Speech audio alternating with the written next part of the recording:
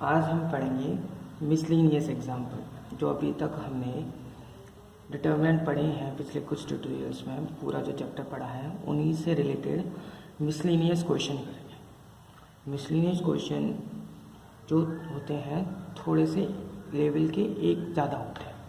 अभी तक जो हमने पढ़े हैं उससे एक लेवल ज़्यादा कराएगा और बहुत अच्छे क्वेश्चन रहते हैं। मोस्टली जो क्वेश्चन बोर्ड एग्जाम में आते हैं वो रिलेटेड टू मिसलेनियस ही आते हैं।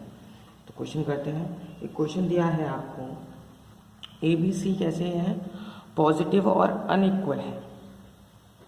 तो आपको ये प्रूफ करना है कि ये जो डिटर्मिनेंट होगी वो कैसी आएगी, नेगेटिव आएगी, यानी जो इसका आंसर आएगा वो नेगेटिव होना चाहिए। प्रूफ करते हैं, आसान क्वेश्चन है ये। तो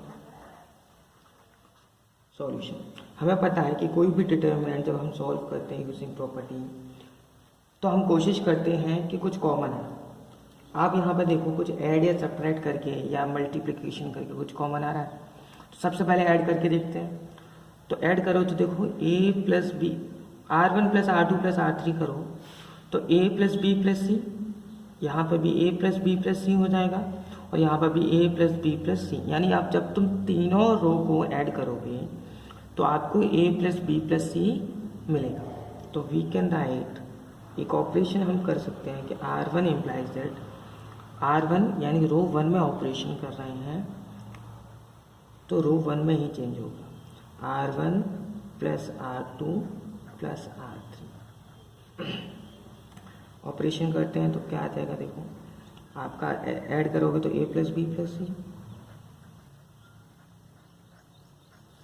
यहाँ पर भी a प्लस बी प्लस सी आ जाएगा सिर्फ फर्स्ट रो में, और यहाँ पर भी क्या आ जाएगा a plus B plus C.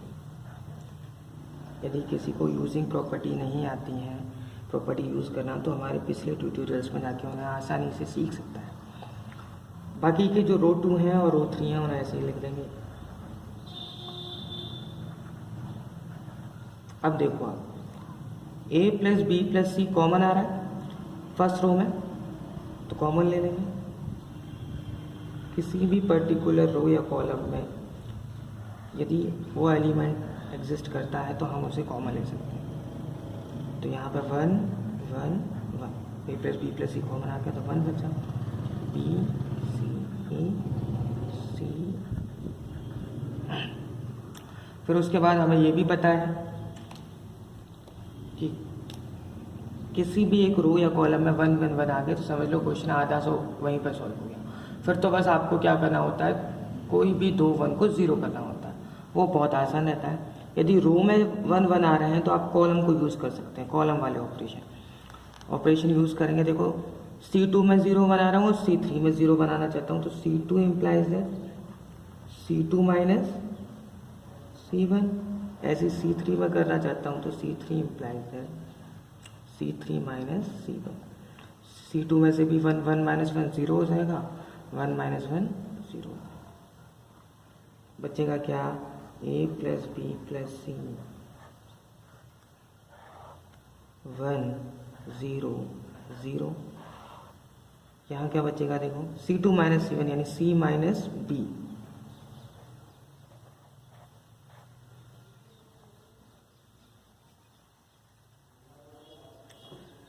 Column 2 में ऑपरेशन कर रहा है, कॉलम 2 में ऑपरेशन कर रहा है तो कॉलम 1 तो सेम ही रहेगा, 1 बी सी। यहाँ C2 में C2 माइनस C1 यानी C minus B, A minus C, A minus B, C3 minus C, A minus B, B minus C। ये आपका आ जाएगा। अब जब आपके पास 2 0 आ गई, 1 1 आ गया, तो बस अब तो आपको लास्ट स्टेप एक ही फॉलो करना होता है कि आप जो बच गया उसके अलोंग डिटर्मिनेंट को सॉल्व कर दें। तो मैं फर्स्ट रो के अलोंग सॉल्व कर रहा हूँ, साइन लगा दिया मैंने, प्लस माइनस प्लस आएगा तो यानी 1 आएगा, सिर्फ 1 के अलोंग सॉल्व करेंगे, बाकी का ऐड करेंगे। ऐड किया तो देखो this into this minus this into this करते हैं, a plus B plus C dot 1, determinant जो बचेगी c minus B into B minus C, c minus B into B minus C minus A minus B into A minus C.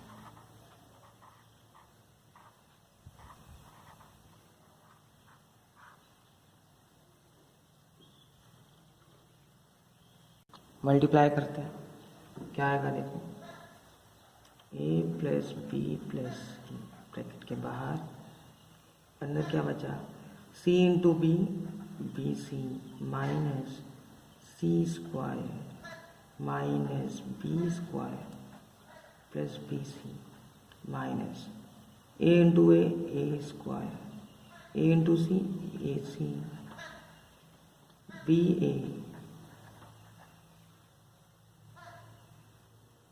This into this B C minus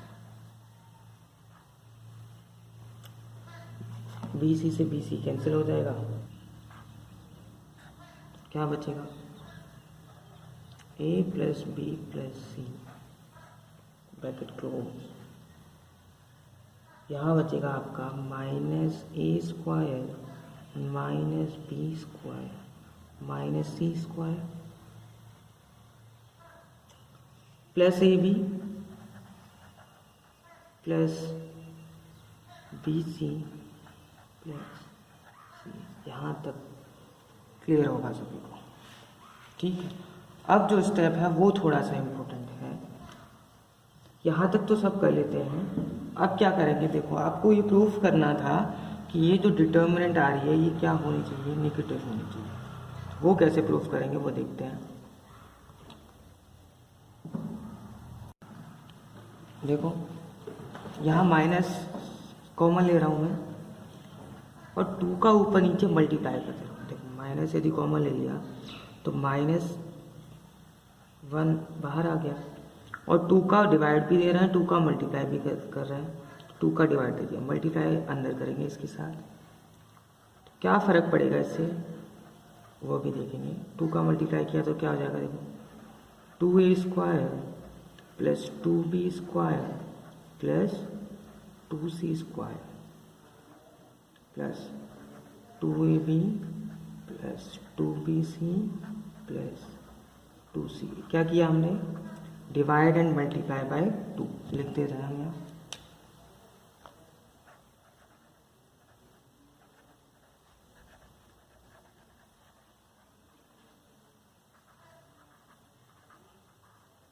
देखो हम 2a square को हम ऐसे लिख सकते हैं a square plus a square, 2b square को भी लिख सकते हैं a square b square plus b square, तो -1/2 a plus b plus c। 2a square को मैं अब हर किसी को स्प्लिट कर रहे हैं और एक के साथ एक रख रहे हैं, a square plus a square, ऐसे b square plus b square, ऐसे ही सी स्क्वायर प्लस सी स्क्वायर लिख सकते हैं, plus 2ab plus 2bc plus 2c। बहुत एक्सपेंड करके समझाने की कोशिश कर रहा हूँ और बहुत आराम से समझ में आ जाएगा, कुछ भी नहीं है। अब देखो a square plus b square ये प्लस 2ab, तीनों ले लिया मैंने, a square plus b square plus 2ab, क्या बन गया, फॉर्मूला बन गया, किसका फॉर्मूला बन गया बताओ, a प्लस b का होल स्क्वायर। इजी। ऐसे एक और देख सकते हैं हम। अब दूसरे कलर से के स्केच से ट्राई करते हैं। Again a square plus c square plus 2ac,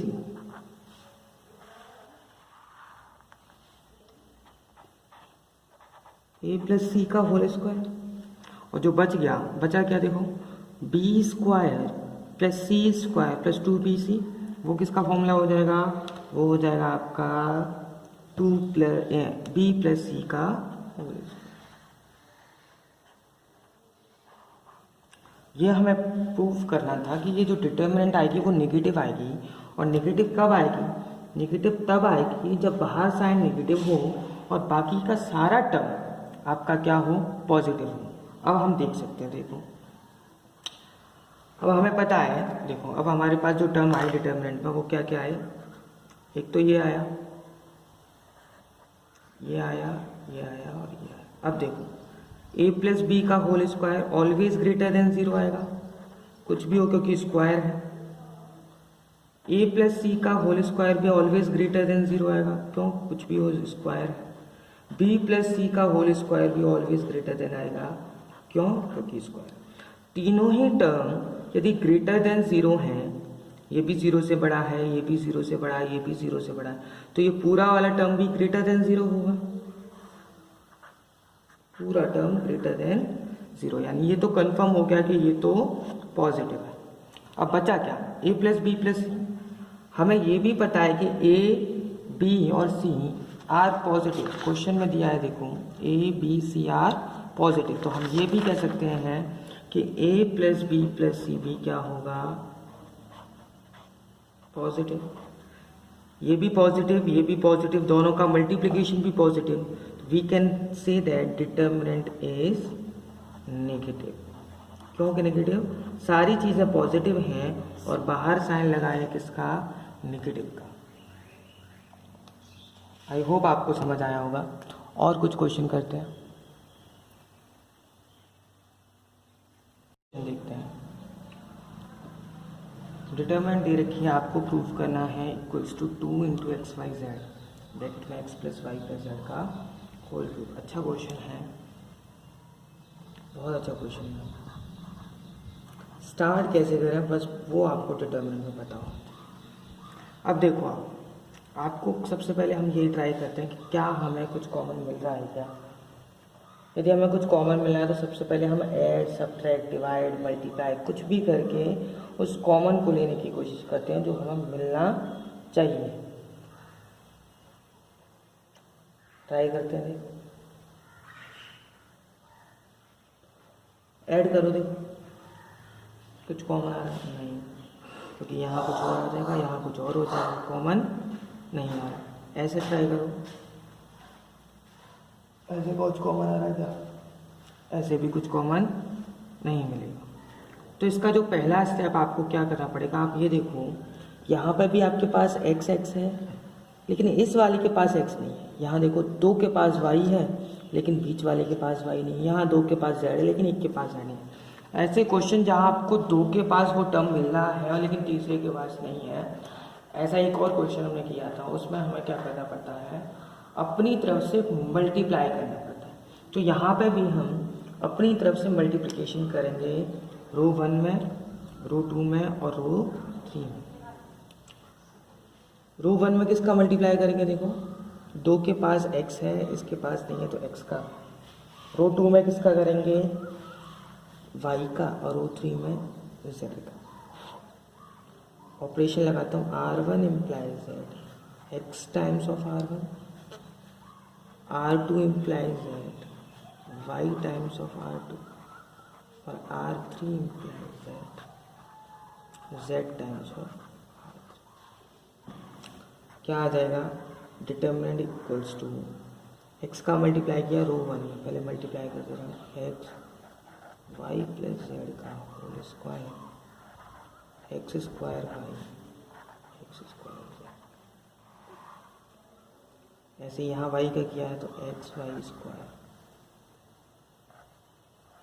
Y X plus Z का होल स्क्वायर वाई स्क्वायर, या जेड का X Z square Y Z square और Z into x plus Z का होल स्क्वायर। बाहर क्या common आ जाएगा, क्योंकि multiply अपनी तरफ से किया है तो बाहर क्या करना पड़ेगा, आपको डिवाइड देना पड़ेगा एक्स वाई और जेड का। अगला स्टेप क्या होगा, अब देखो आपने मल्टीप्लाई किया r1 r2 r3 में तो आपको कॉमन भी मिल गया अगले टर्म। कैसे, अब कॉलम में देखो, यहाँ कॉलम में x x x कॉमन आ रहा है, इस वाले में y y y कॉमन आ रहा है और इस वाले में z z z। तो taking common x y z from c1 c2 c3,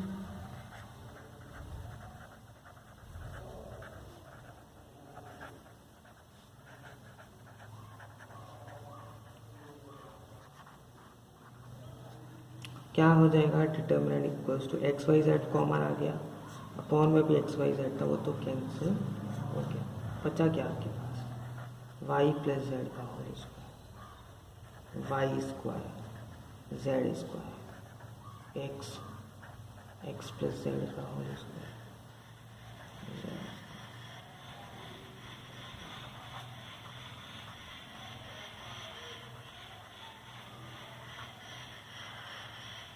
ठीक है, आई होप यहाँ तक आपको बहुत क्लियर होगा। अब क्या करेंगे, देखो अब आपके पास होल स्क्वायर के टर्म्स आ गए, सारे होल स्क्वायर के टर्म्स आ गए, तो यानी कि अब आपको क्वेश्चन से देखना पड़ेगा कि आपको कॉमन क्या लेना है। कॉमन चाहिए x plus Y plus Z का होल क्यूब, या 2xyz कॉमन आ जाए।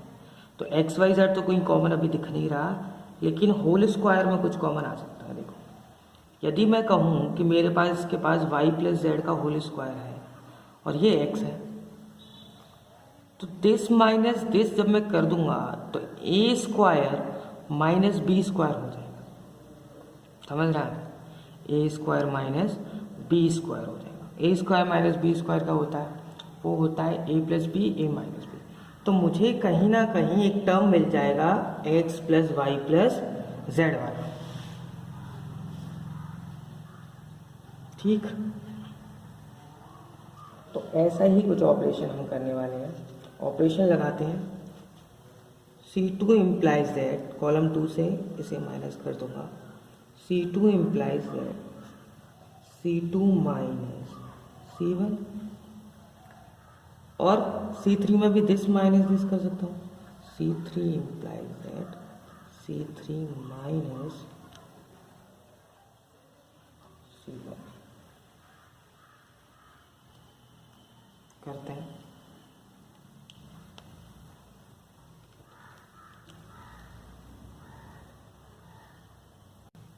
क्वेश्चन में एक छोटी सी मिस्टेक हो गई, यहाँ एक्स प्लस जेड नहीं है, यहाँ एक्स प्लस वाई, ठीक है। तो यहाँ पे भी ये वाई हो जाएगा और यहाँ पे करते हैं। Determinant is equals to C2 minus C1, तो C1 तो ऐसे ही रहेगा, C1 में कोई चेंज नहीं है, तो y प्लस जेड का whole square Y square Z square, इसमें तो कोई चेंज नहीं था, वैसा होगा वैसे लिख दिया। इधर देखो C2 minus this minus this,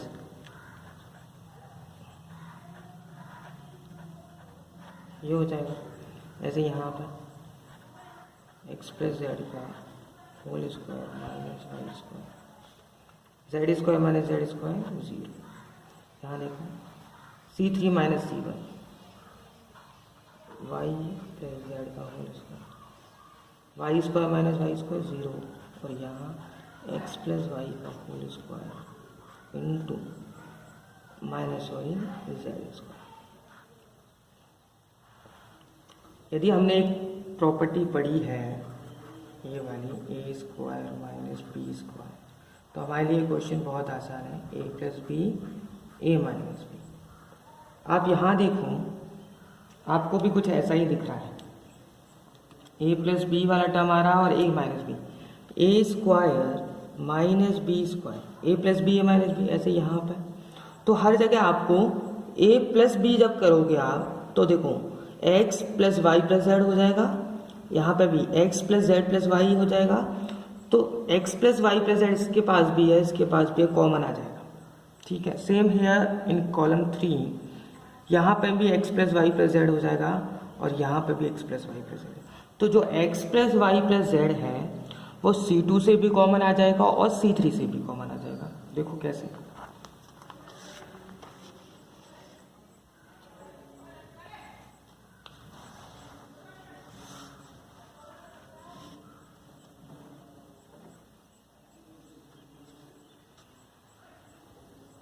determinant equals to Y plus Z का whole square Y square Z square.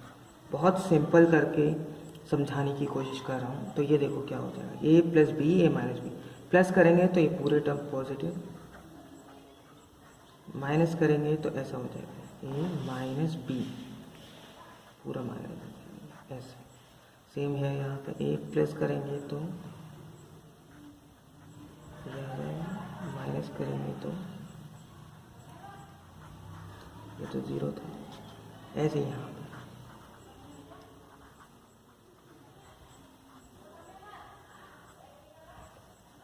ये ज़ीरो और यहाँ पे भी x plus Y plus z, x plus Y minus Z.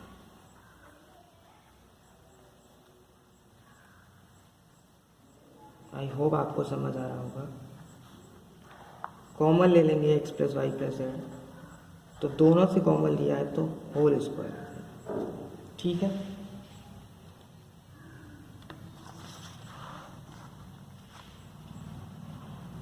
Taking common from C1 C2 C3 and C2 x plus y z, taking common from C2 and इसके पास भी था, इसके पास भी था, यहाँ पे भी इन दोनों के पास कॉमन ले लिया, बचा क्या? जो बचा वो भी लिखेंगे। हमारे पास बच गया यहाँ पे y प्लस जेड का whole square, Y square Z square, यहाँ x minus y minus z, x plus z minus y, zero. यहाँ पे x minus y minus Z,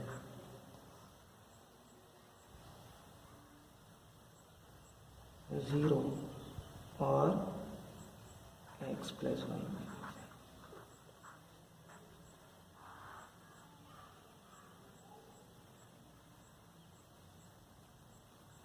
अब देखो अब क्या कर सकते हैं।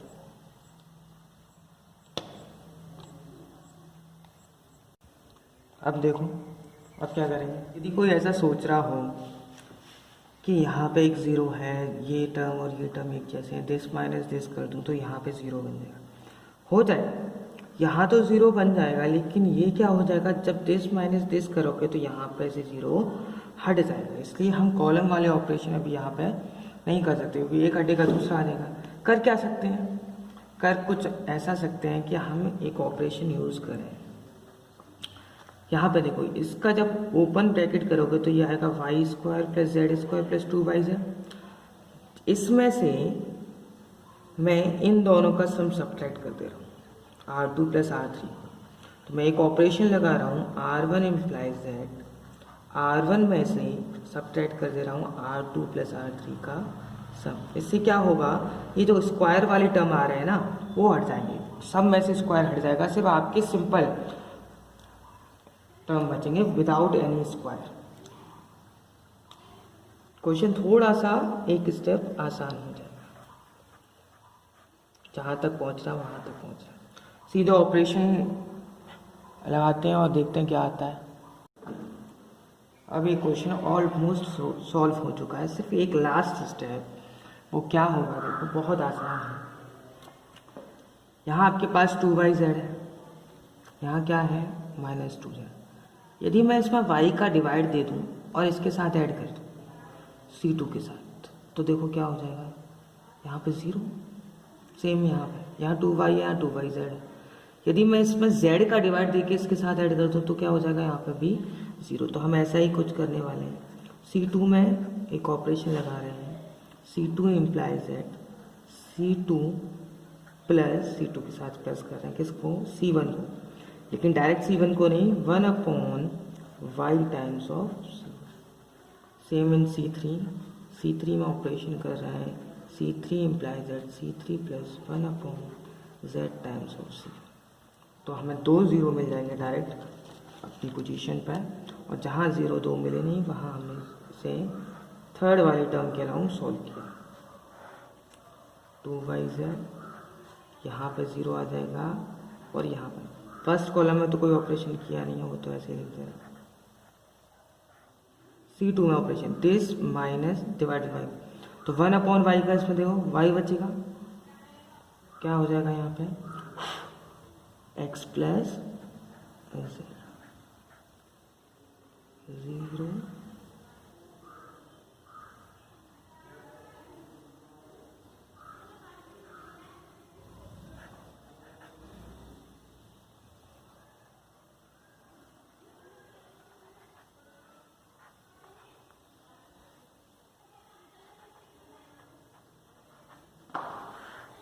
अब हम फर्स्ट रो के अलॉन्ग इसे सॉल्व कर देंगे। सॉल्व करेंगे तो देखो प्लस माइनस प्लस के साइन आ जाएंगे,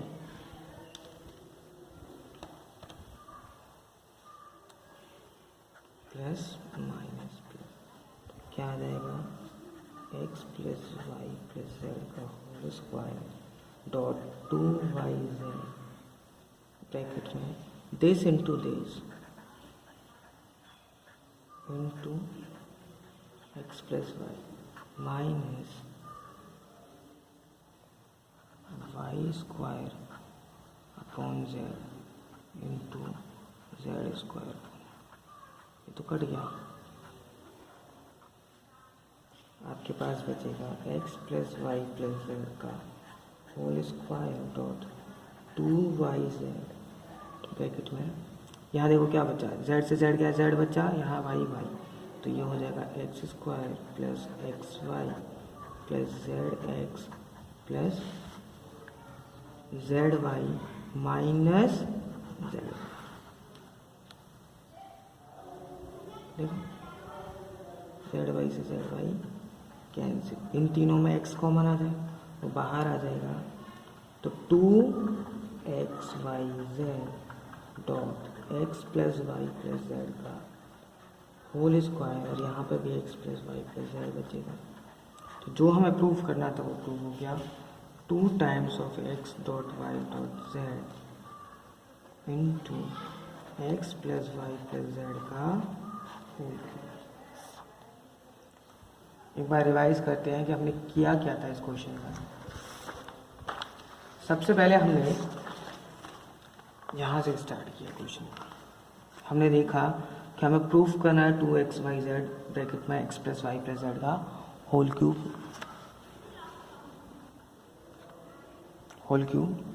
तो हमने R1 R2 और R3 में सबसे पहले xyz का मल्टीप्लाई किया, फिर उसके बाद देखा कि xyz कॉमन भी आ रहा है, हमने रो के अलॉन्ग मल्टीप्लाई किया तो कॉलम के अलॉन्ग कॉमन आ रहा है, तो हमने कॉलम लेके उसे कट कर दिया। फिर हमने देखा कि अच्छा सारे स्क्वायर के टर्म्स आ रहे हैं, मुझे x plus Y plus Z common चाहिए, तो मैंने a square minus B square का फॉर्मूला बनाया। कैसे, C2 माइनस C1 करके और C3 माइनस C1 करके, तो हमें X plus Y plus Z common मिल गया। जब हमें X plus Y plus Z common मिल गया, यहाँ पे देखो C2 से और C3 से, तब हमने क्या किया, हमने उसे ऐसे सिंपल लिख लिया और x plus y Z common ले लिया। उसके बाद हमने देखा कि हमारे पास ये आ रही है ऐसा कुछ टर्म आ रहा है। हमने देखा कि अब हमें कुछ नहीं मिल रहा, तो हमने y प्लस जेड के होल स्क्वायर को हटाने की कोशिश की। कैसे, R1 implies that R1 minus R2 plus R3, ये वाला ऑपरेशन लगाया इसमें, तो हमने देखा ये हट गया, यहाँ 2yz बचा। अब यहाँ क्वेश्चन बहुत आसान हो जाता है। यहाँ क्या था, यहाँ 2yz था, यहाँ 2z और 2y। सिंपल क्या किया, इसमें y का डिवाइड दिया और इसमें ऐड कर दिया, सेम द्वारा z का डिवाइड देके C3 में ऐड कर दिया। 2 ऑपरेशन लगाए, 2 0 मिल गए, फिर तो सिंपल मल्टीप्लिकेशन करके सॉल्व किया। आई होप आपको क्वेश्चन समझ आए होंगे दोनों के दोनों। आपको यदि मेरी क्लास पसंद आ रही है तो प्लीज़ लाइक करें, शेयर करें। Thank you.